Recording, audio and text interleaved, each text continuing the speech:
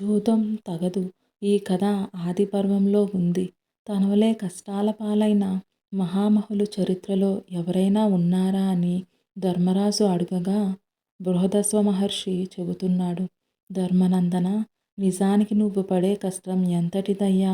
తమ్ములు నలుగురు నీ భార్య నీ దగ్గర ఉన్నారు. ఈ వనాలలోని మునులు ఋషులు నీకు ధర్మబోధ చేస్తూ ఓదారిస్తున్నారు. ఈ మాత్రం కూడా లేకుండా భార్యకు దూరమై ఎన్నో బాధలు పడిన నలమహారాజు ఉన్నారు. ఆయన కూడా జూదంలోనే రాజ్యం సంపదను కోల్పోయి నానా యాతనలు పడ్డాడు. ఆ కథ విను. భారతదేశంలో ఉండే అనేక రాజ్యాలలో నిషధ దేశం ఒకటి. ఆ రాజ్యాన్ని వీరసేనుడనే రాజు కొడుకు నలుడు పాలిస్తున్నాడు. ఈ నలమహారాజు సర్వ సద్గుణ సంపన్నుడు, విద్యావంతుడు, రూపంలో మన్మధుడు, సత్యవ్రతంతో విద్వాంసులను పూజించేవాడు. అయితే పాండురాజనందన, ఆయనకు కూడా నీలానే జూదం అంటే మహాప్రీతి. ఆ విద్యలో మంచి నేర్పు కూడా ఉంది. సరే, ఆ విషయం అలా ఉంచు. ఆ రోజులలో విదర్భ రాజ్యాన్ని పాలించే భీముడనే రాజుకి దమయంతి అనే పేరుగల కుమార్తె ఉండేది. ఆమెకు 16 ఏళ్ళు నిండే నాటికి ఆమె గుణ, శీల, సుందర రూపాలను గురించి దేశ దేశాలలో చెప్పుకునేవారు. సాధారణంగా అందం కల ఆడవారికి విషయం ఉండదు. కొందరికి శీలం ఉండదు. వినయము, శీలము లేని అందగత్తెను గురించి అందరూ ఆడిపోసుకుంటారే తప్ప మంచి మాట అనరు. అలా కాకుండా ఈ దమయంతి తన అందం కంటే వినయ గుణశీలాలతో అందరి మెప్పును పొందింది. అలానే సదాచార సద్గుణ రూపాలను, సాహస పరాక్రమాలు తోడుగా ఉన్న నలమహారాజుకి దమయంతి తగిన ఇల్లాలు కాగలదని దేశ దేశాలు తిరిగే విద్వాంసులు అంటుండేవారు. ఈ వార్త నల దమయంతులిద్దరి చెవున పడింది. ఒకరినొకరు చూచుకోకుండానే వారి మధ్య అనురాగం అంకురించింది. అలా ఉండగా ఒకనాడు నలుడు తన ఉద్యానవనంలో విహారం సాగించే సమయంలో అక్కడ తిరిగే హంసలలో ఒక రాయంచ నలుని చేతికి చిక్కింది. దాని అందాన్ని చూసి ఆనందించే నలునితో ఆ హంస, మహారాజా, నువ్వు నన్ను విడిచిపెడితే నేను విదర్భ దేశం వెళ్ళి అక్కడ దమయంతికి నీ గుణ రూప సాహసాలు వివరించి ఆమెకు నీ యందు అనురాగం కలిగేలా చేస్తాను అంది. నలుడు విడిచిపెట్టాడు. హంస బయలుదేరి వెళ్ళి విదర్భరాజు ఉద్యానవనంలో విహరించే దమయంతిని సమీపించి నలుని గుణగణాలు కీర్తించింది. ఆ మాటలు విని దమయంతి హంసను లాలించి ఇదే విధంగా నా గురించి ఆ మహారాజుకి చెప్పవలసిందిగా ప్రార్థించింది. హంస అలాగే అని వెళ్ళి విషయమంతా నలునికి విశదం చేసింది.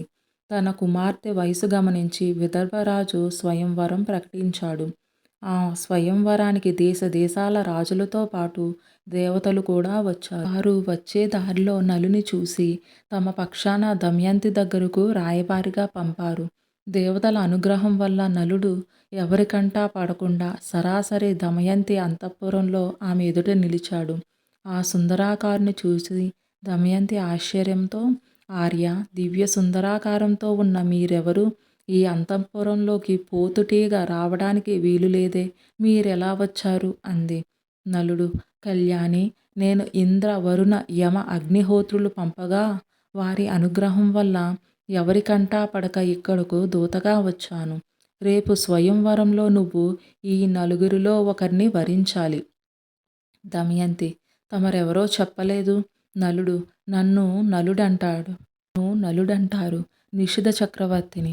దమయంతి సిగ్గుతో ఆనందంతో తలవంచి, మహారాజా, మా మనసెప్పుడు మిమ్మే ప్రాణనాథునిగా వరించింది. అలనాడు హంస చెప్పిన నాటి నుంచి మిమ్మే ఆరాధిస్తున్నాను. ఈ స్వయంవరం మీకోసమే ప్రకటించారు. మీరు నా భర్త. అలా జరగని నాడు మరణమే శరణ్యం అంది. పరిపరి విధాల దేవతల ఘనతను గురించి చెప్పి వారిలో ఎవరినో ఒకరిని వరించడం ఉచితం అని నలుడు ఎంత బోధించినా అంగీకరించలేదు దమయంతి. దేవతా సమక్షంలోనే మిమ్ము వరిస్తాను అంది. నలుడు తిరిగి వచ్చి అంతా వివరించాడు.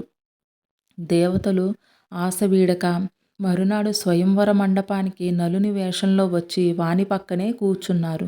దమయంతి స్వయంవర సభలో అడుగుపెట్టి ఒక్కొక్కరినే చూస్తూ నలుని సమీపించింది. అక్కడ 5గురు నలమహారాజులు కనిపించగా, ఓ దివ్య పురుషులారా, నేను ప్రేమించే నలమహారాజు మీలో ఎవరు అంది. వారి నలుగురు లేచి నిలబడ్డారు.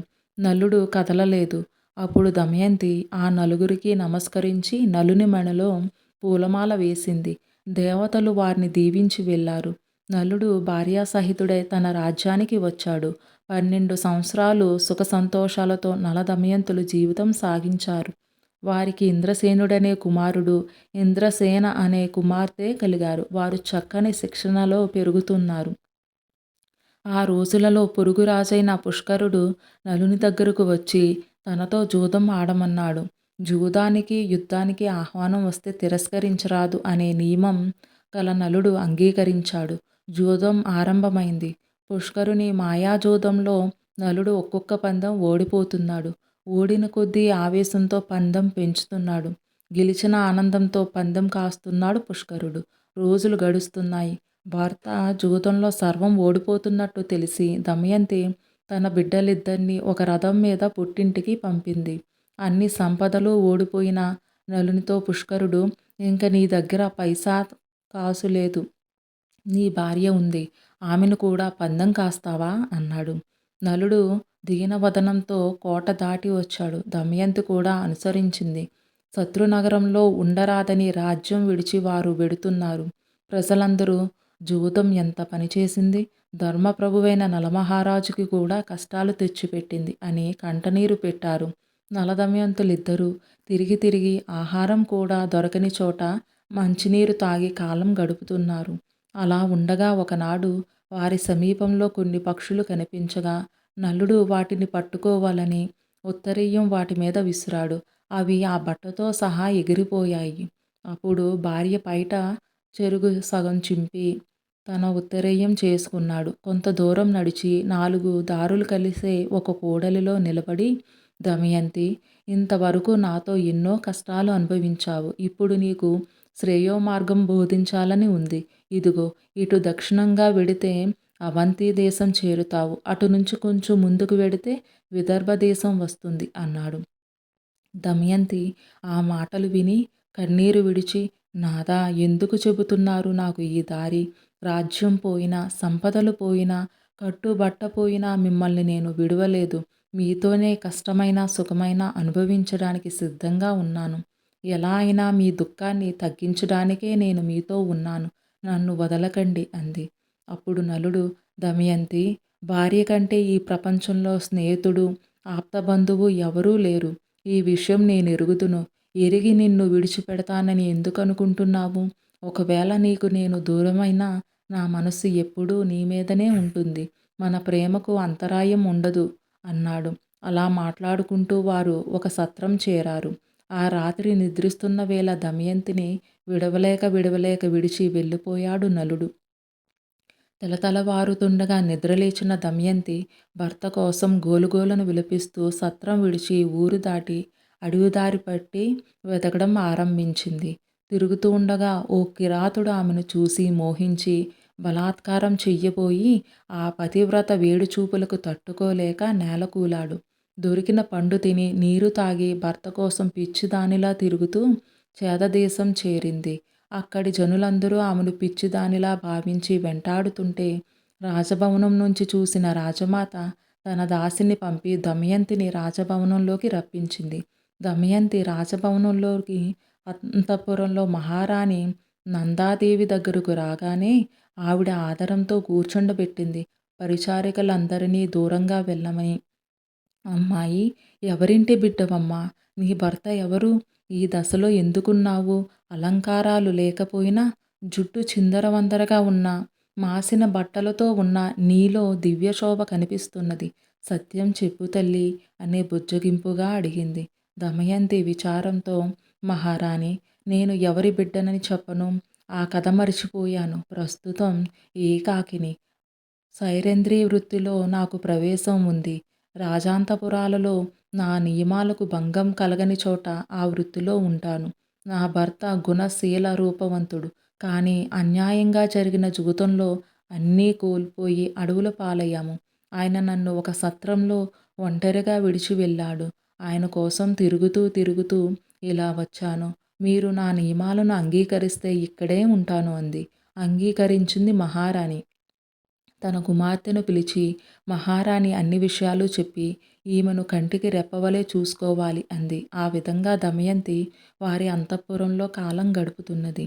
ఆ రాత్రి సత్రంలో బయలుదేరిన నలుడు ఒక మహారణ్యంలో సాగుతూ ఉండగా అక్కడ దావానలం వ్యాపించి మంటలు లేచాయి. ఆ మంటలలో నుండి ఆర్తనాదం వినిపించింది. దీనజన రక్షణ దీక్ష గల నలుడు అటు నడువగా, ఓ పుణ్యాత్ముడా ఇటురా, నేను నాగజాతి కర్కోటకుడను. నారదుల వారి శాపం వల్ల ఇక్కడ కర్రలా పడి ఉన్నాను. నీ దర్శనంతో నాకు శాపం పోతుందని ఆయనే అన్నారు. నన్ను ఈ మంటల నుండి కాపాడితే నీకు మేలు చేస్తాను అని కర్కోటకుడు పలుకగా నలుడు వానిని ఈవలకు తెచ్చి వదిలాడు. అప్పుడు కర్కోటకుడు, ఆర్య, మీరు 10 అడుగులు వేయండి, మీకు శుభం కలుగుతుంది అన్నాడు. నలుడు 10వ అడుగు వెయ్యగానే కర్కోటకుడు నలుని కాటు వేశాడు. ఆ సర్పవిషం ఎక్కగానే నలుడు నల్లని మరుగుజ్జువాడయ్యాడు. నలుడు తెల్లబోయి చూడగా కర్కోటకుడు, మహారాజా, బాధపడకు, ప్రస్తుతం నిన్ను కలిపురుషుడు బాధిస్తున్నాడు. నా విషంతో వాడు మాడుతూ ఉంటాడు. అంతవరకు నీ రూపం ఎవరికీ తెలియకుండా రహస్యంగా గడపటానికే నేను కాటు వేశాను. ఇది మొదలు నీ పేరు బాహుకుడు. ఇప్పుడు నువ్వు అయోధ్యకు వెళ్ళి ఆ రాజు ఋతుపర్ణుని కొలువులో చేరు. ఆయనకు జుగుతం అంటే పిచ్చి. ఆయన దగ్గర ఆ విద్య గ్రహించాలంటే నీకు తెలిసిన అశ్వహృదయం ఆయనకు నేర్పాలి. దానితో మిగిలిన కార్యాలు చక్కబడతాయి. నీకు నీ రూపం ఎప్పుడు కావాలంటే అప్పుడు నన్ను స్మరించు అని చెప్పి మాయమయ్యాడు. బాహుక రూపంలో నలుడు అయోధ్య చేరి రాజును దర్శించి తనకు అశ్వశాస్త్రం తెలుసునని, ద్యూతం కూడా వచ్చునని, వంట చేయడంలో మంచి అనుభవం ఉన్నదని చెప్పగా ఆ మహారాజు వానిని తన అశ్వపాలకుడిగా నియమించాడు. అలా కాలం గడుపుతున్నాడు నలుడు. నిత్యం రాత్రివేళలా దమయంతినే స్మరించుకుంటూ. తన కుమార్తె దమయంతి అల్లుడు నలమహారాజు అరణ్యాల పాలయ్యారని విన్న విదర్భరాజు విచారంతో తన నగరంలోని విప్రవర్లను రావించి, వేద విధులారా, మీరు దేశ దేశాలు తిరుగుతూ అనేక నగరాలు చూస్తుంటారు. ఎక్కడైనా నా కుమార్తె, ఆమె భర్త కనిపిస్తే ఆ వార్త నాకు అందించండి. అందుకు ప్రత్యుపకారంగా మీకు అగ్రహారం ఇచ్చి 100 గోవులు సమర్పిస్తాను అన్నాడు. వారందరూ తమ పర్యటనలో నలదమయంతుల జాడ తెలుసుకోవడానికి ప్రయత్నాలు ఆరంభించారు. లో సుదేవుడనే విద్వాంసుడు చేది రాజ్యం చేరి రాజు ఇంట శుభకార్యం జరిగే వేళ అక్కడ ఉన్న నారీమణుల మధ్య దమయంతిని గుర్తుపట్టాడు. పతివియోగంతో అరణ్యయాత్రాల క్లేశాలతో కృశించిన దమయంతి రాహుగ్రస్తమైన చంద్రబింబంలా, ఎండకు వాడిపోయిన తామర పువ్వులా కనిపించింది. నెమ్మదిగా వీలు చూసి ఆమెను ఏకాంతంలో కలిసి తన కథ చెప్పాడు సుదేవుడు. దమయంతి మాట్లాడకుండా బొటబొట కన్నీరు విడిచింది. అది చూసి రాజకుమారి సునంద ఆ విషయం తన తల్లితో చెప్పింది. రాజమాత ఆ విప్రుని చేరి వివరాలడిగింది. ఆయన సంగతులన్నీ చెప్పి, మహారాణి, చూసారా, ఈ అమ్మాయి కనుబొమ్మల మధ్య తిలకం వలె ఒక పుట్టుమచ్చ ఉంది. అది చూసి నేను గుర్తుపట్టాను అనగా రాజమాత దమయంతిని దగ్గరగా తీసుకుని, బిడ్డా, మీ అమ్మ నేను అక్క చెల్లెలం. నీకు ఎంతటి దురవస్థ పట్టిందమ్మా అని విచారించింది. కొంతసేపయ్యాక దమయంతి, పిన్ని, ఇంతకాలం నేనెవరో తెలియకపోయినా ఎంతో ఆదరంగా చూశావు. ఇప్పుడు నన్ను ఈ విద్వాంసుని వెంట మా పుట్టింటికి పంపు. అక్కడ నా బిడ్డలిద్దరూ ఉన్నారు. వారిని చూసుకొని కొంత ఆశ్వాసం పొందుతాను అంది. మరునాడే దమయంతి పుట్టింటికి చేరింది. తల్లిదండ్రులు ఎంతో ఆనందించారు. కన్నబిడ్డలు తల్లిని కౌగిలించుకొని సంతోషంతో కంటనీరు పెట్టారు. దమయంతి బిడ్డలిద్దరినీ దగ్గరగా తీసుకుని ముద్దాడి వెన్ను దువ్వి కన్నీరు తుడిచి బుజ్జగించింది. ఆ రాత్రి గడిచింది. తెల్లవారింది. మరునాడు దమయంతి తల్లికి తన భర్తను అన్వేషించే ప్రయత్నం సాగించమంది. ఆ పనికి బయలుదేరే విద్వాంసులందరినీ రావించి దమయంతి, పుణ్యపురుషులారా, మీరు వెళ్ళిన ప్రతి రాజసభలోనూ ఈ సందేశం వినిపించి అందరినీ పరీక్షగా చూచి ఇది వినగానే ఎవరు చలిస్తారో వానిని గురించి వివరాలు తెలుసుకురండి. జూదరి అయిన ఓ ప్రాణేశ్వర, పతిసేవకే అంకితమైన భార్యను నిద్రలో ఉండగా విడిచి ఆమె చీర చెరగు కట్టుకు వెళ్ళావు. నాటి నుంచి ఆమె అదే దశలో నిన్నే స్మరిస్తూ కృషిస్తున్నది. కనికరంతో ఆమెకు నీ దర్శన భాగ్యం అనుగ్రహించు అని దమయంతి వినిపించిన సందేశంతో వెళ్ళిన వారిలో అందరూ ఏ సమాచారం లేకుండానే వచ్చారు. వారిలో సుదేవుడనే విప్రవరుడు దమయంతి దగ్గరకు వచ్చి, అమ్మా, దేశాలు తిరిగి నేను అయోధ్యలో ఋతుపర్ణుని ఆస్థానంలో నీ సందేశం వినిపించాను. ఆ సభలో ఎవ్వరూ జవాబివ్వలేదు. కానీ సభ దాటి వచ్చాక దారిలో ఒక పురుషుడు, ఆ మహారాజు గారి అశ్వపాలకుడు, బాహుకుడని ఆయన పేరు, నేను పలికిన మాటలకు జవాబిచ్చాడు అని చెప్పాడు. ఒక రథం విదర్భ నగర సరిహద్దులలో ప్రవేశిస్తున్నది. ఆ వేగానికి భూమి కంపిస్తున్నది. రాతికోట గోడలు ఊగిసలాడుతున్నాయి. అంత దూరం నుంచి అంతఃపురానికి వినబడింది రథచక్ర నేమి ధ్వని. దమయంతి గుండె పులకించింది. సందేహం లేదు, అది నలుని సారథ్యమే. అంత వేగంగా మరెవరూ రథాన్ని నడపలేరు అని నిశ్చయించింది. ఆ ధ్వనికి విదర్భలోని గుర్రాలు, ఏనుగులు గజగజలాడి ఆకాశంలోకి తలెత్తి చూశాయి భయంగా. రథం కోటలోని మధ్య ప్రాకారానికి రాగానే ఆ వార్త విని విదర్భరాజు మర్యాదగా ఎదురు వచ్చి ఋతుపర్ణునికి స్వాగతం పలికి అతిథి మర్యాదలు నడిపాడు. నగరంలో ఎక్కడా స్వయంవర సన్నాహాలు కానీ ఆ ప్రయత్నాలు కానీ కనిపించగా ఋతుపర్ణుడు తెల్లబోయాడు. ఇలా స్వయంవర వార్త తనకు ఎందుకు పంపారో తెలియలేదు. ఋతుపర్ణుడు ఎందుకు వచ్చాడో విదర్భరాజుకు తెలియలేదు. మిత్రధర్మంగా వచ్చానన్నాడాయన. సంతోషం అన్నాడీయన. దమయంతి తన చెలికత్తెను పిలిచి, కేసిని, ఆ రథం మీద వచ్చిన పుట్టి చేతుల కురూపి ఉన్నాడే, ఆయన ఎవరో, ఆయన కథ ఏమిటో వివరంగా తెలుసుకురా అని పంపింది. ఆమె నెమ్మదిగా రథం దగ్గరకు వెళ్ళి బాహుకుని చేరి కుశల ప్రశ్నలతో సంభాషణ మొదలుపెట్టి సేకరించిన సమాచారంతో దమయంతి దగ్గరకు వచ్చి, అమ్మా, ఆ రథం మీద వచ్చిన కురూపి ఋతుపర్ణుల వారి సారథి. మనం పంపిన బ్రాహ్మణుని సందేశం విని ఏ సమాధానం ఇచ్చాడో అవే మాటలు చెప్పి విలపించాడమ్మా అంది. దమయంతికి అర్థమైంది ఆ వ్యక్తి నలుడే అని. అయితే ఈ వికార రూపం ఏమిటో అర్థం కాక మరోసారి దూతికను పంపి వాని చర్యలన్నీ పసిగట్టి రమ్మంది. వెళ్ళిన దూతిక తిరిగి వచ్చి, అమ్మా, అంత అద్భుతంగా ఉన్నదమ్మా. మన కోట నుంచి వారికి అన్నీ వండని పదార్థాలు పంపించారు. అక్కడ వంటశాలలో నీళ్లు లేవు, నిప్పు లేదు. బాహుకుడు ఒక్కసారి అక్కడున్న ఖాళీ కుండలోకి చూడగానే అవి నీటితో నిండాయి. 2 గడ్డి పరకలు తీసి సూర్యునికి ఎదురుగా ఉంచాడు. అవి మండటం ఆరంభించాయి. క్షణాలలో వంట పూర్తి అయింది. ఆ పరిసరాలలోని మన లతా నికుంజాలలో వికసించిన పువ్వులు తీసి ఆయన నలిపి పారేశాడు. ఆ చేతులలో అంత నలిగినా అవి వాడిపోకుండా అప్పుడే రేకులు విచ్చిన వాసనలీనుతున్నాయి. అలా దూతకు చెబుతూ ఉంటే దమయంతి విశ్వాసం మరింత పెరిగి ఆయన వండిన పదార్థాలు తీసుకురమ్మని చెప్పింది. తెచ్చిన వంటకాల రుచిని బట్టి అది నలుని చేతి వంటయే అని గ్రహించింది. తన బిడ్డలిద్దరినీ ఇచ్చి దూతికను నలుని దగ్గరకు పంపింది. వారిని చూస్తూనే దగ్గరకు తీసుకుని బాహుకుడు గోలుగోలున విలపించాడు. తన పిల్లలు కూడా ఇలా ముద్దుగా ఉండేవారని వీరిని చూడగానే వారు గుర్తు వచ్చి విచారించానని అన్నాడు. ఈ కబురు విన్న దమయంతికి సందేహం పూర్తిగా తీరింది. తల్లి దగ్గరకు వెళ్ళి, అమ్మా, ఆయనను అంతఃపురానికి రంపించి అసలు విషయం తెలుసుకోవాలి అంది. ఆవిడ మహారాజుతో సంప్రదించి బాహుకుని రప్పించింది. దమయంతిని చూస్తూనే బాహుకుడు కంటనీరు పెట్టాడు. దుఃఖం పొంగి పొర్లింది. దమయంతి కూడా అదే దశలో పడింది. కొంతసేపు ఇద్దరూ దుఃఖించారు. దమయంతి దుఃఖాన్ని దిగమింగుతూ, బాహుగా, ఘోరారణ్యంలో భార్యను విడిచి వెళ్ళిన పురుషుని ఎక్కడైనా చూసావా? ఆమె ఏ అపరాధం చేసిందని అలా విడిచి వెళ్ళాడో కనుక్కున్నావా? దేవతలను కూడా తిరస్కరించి అనురాగంతో వరించి సంతానవతిని అయిన నన్ను అలా ఒంటరిగా వదిలి వెళ్ళడం న్యాయమని భావించాడా ఆయన? ధర్మార్థ కామాలు 3 కలిసి సాగించి అనుభవిద్దామని అగ్నిసాక్షిగా వివాహం చేసుకున్న నన్ను విడవడం ధర్మమా అని అడుగుతూ ఉంటే బాహుకుని కన్నుల వెంట అశ్రుధారలు కురిశాయి. ఓ మహాసాధ్వి, ఇంకా నీ మాటల శూలాలతో నన్ను వేధించకు. మనకు కలిగిన క్లేశాలన్నీ కలిపురుషుని పగ వల్ల వచ్చినవి. ఇప్పటికి వాడు నన్ను విడిచాడు కనుక ఇక్కడకు రాగలిగాను. అనురాగంతో ఆనందమయ జీవితం గడిపిన నారీమణి పరపురుషుని వివాహమాడుతుందని ఊహించలేకపోయాను.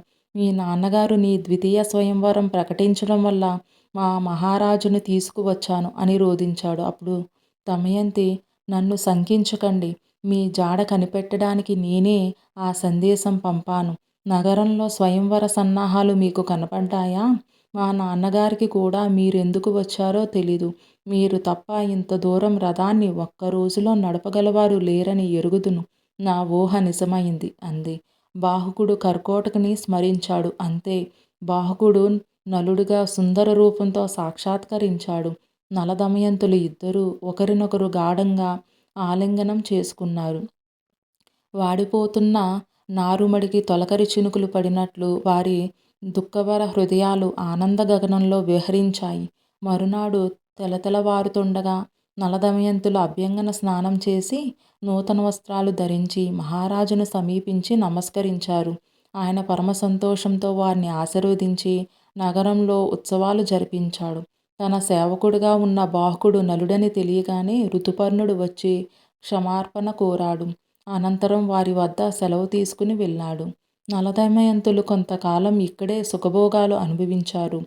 అప్పుడొకనాడు నలుడు, నేనిప్పుడు పుష్కరుని ఓడించగల ద్యోత రహస్యాలు నేర్చుకున్నాను. వెళ్ళి వాడితో ఆడి ఓడించి మన రాజ్యం సంపాదించి వస్తాను అని వెళ్ళి పుష్కరుని జూదానికి పిలిచాడు. పుష్కరుడు పరమ సంతోషంతో జూదానికి దిగి సర్వమూ ఓడిపోయి నలుని పాదాల మీద పడ్డాడు. నలుడు వానిని క్షమించి, నీ రాజ్యానికి నువ్వు పో అన్నాడు.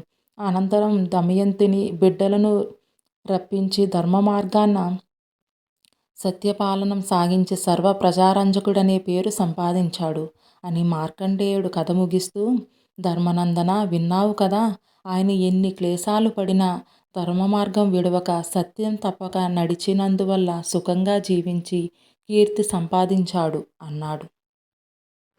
ఇలాంటి మరెన్నో వీడియోస్ కోసం లైక్ చేయండి, సబ్స్క్రైబ్ చేయండి, బెల్ ఐకాన్ ప్రెస్ చేసి ఆల్ నోటిఫికేషన్స్ సెలెక్ట్ చేస్తే నేను పెట్టే వీడియోస్ వెంటనే మీ ఫోన్లోకి వస్తాయి.